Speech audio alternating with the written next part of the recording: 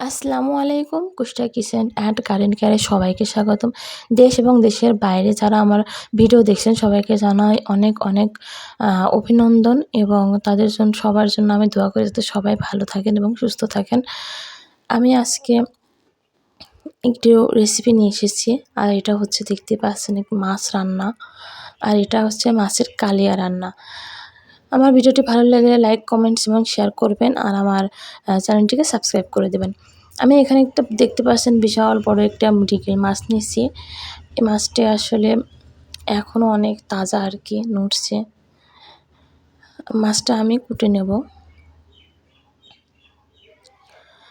এখানে আমি কুটে নেওয়ার পর কয়েক পিস নিয়েছি শুধু রান্না করার জন্য, আর বাকিটা ফ্রিজে রেখে দিয়েছি। এখানে আমি ভিনেগার নিয়েছি। ভিনেগার দিয়ে মাছটাকে আমি ৩১ মিনিট মতো আর কি মাখিয়ে রেখে দেব, যাতে এর ভেতরে যে আষ্টে গন্ধ থাকে সেই গন্ধটা যাতে চলে যায়। এজন্য আমি এটাকে রেখে দেবো। রেখে দেওয়ার পরে আর কি ধুয়ে নেব। তারপর আমি বেটে নিচ্ছি। এখানে আমি জিরা নিয়েছি, ধনিয়া নিয়েছি, একটু এলাচ, দারচিনি, এগুলোকে আমি এবার একটু বেটে নিলাম। আরও নিয়েছি পেঁয়াজ বাটা, রসুন বাটা, আদা বাটা, আর হচ্ছে সরিষা বাটা, হলুদের গুঁড়া আর মরিচের গুঁড়া, লবণ। এখানে নিয়েছি টমেটো আর পেঁয়াজ। ২টা টমেটো আমি কেটে নিয়েছি, আর বেশ অনেকগুলো পেঁয়াজ কেটে নিয়েছি। আর মাছটাকে আমি এই যে ধুয়ে এবার হলুদ, ঝাল, লবণ মাখিয়ে ভেজে নেব। মাছটা একবার আমি ভেজে নিয়ে তারপরে দেখাচ্ছি। যে মাছটাকে ভেজে নিয়েছি আর কি, ভেজে এইভাবে ভেজে নিতে হবে, মানে খুব ২ পাটি খুব সুন্দরভাবে যাতে ভাজা হয় আর কি, মুসমুসে হয়। অল্প আঁচে ধৈর্য ধরে এটাকে ভেজে নিতে হবে। এবার আমি আবার ফের কড়াইয়ের উপরে তেল দিয়েছি, সরিষার তেল, তার উপরে দিয়ে দিলাম টমেটো আর পেঁয়াজ। টমেটো আর পেঁয়াজটাকে আমি নেড়ে নেব খুব সুন্দরভাবে। একটু হয়ে গেলে এর ভিতরে আমি দিয়ে দিচ্ছি লবণ, তারপরে দেব আদা, রসুন, পেঁয়াজ বাটা, আর একটু নেড়ে নিচ্ছি।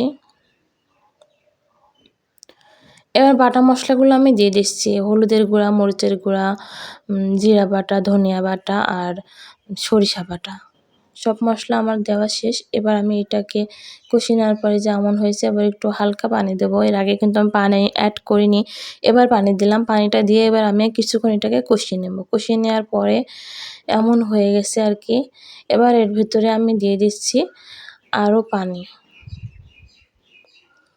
এই পানিটা আমি এবার দেবো এটাকে রান্না করার জন্য।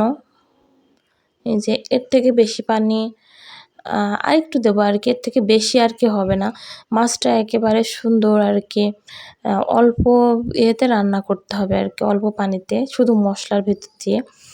এটা খুব ভালো লাগে আর কি, একেবারে মশলা আর একটু ঝাল ঝাল, অনেকটা ঝালের পরিমাণ একটু বেশি দিতে হয়।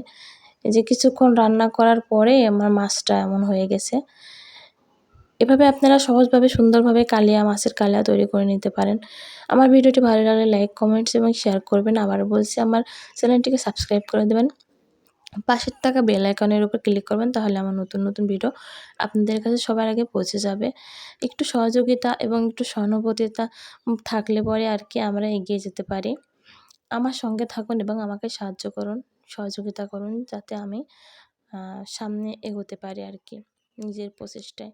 নিজের প্রচেষ্টায় বলতে আপনারা সঙ্গে না থাকলে এটা সম্ভব হবে না। আমি সবসময় আসলে চাচ্ছি যাতে আপনারা আমার সঙ্গে থাকেন। আসসালামু আলাইকুম। সবাই ভালো থাকবেন। আল্লাহ হাফেজ।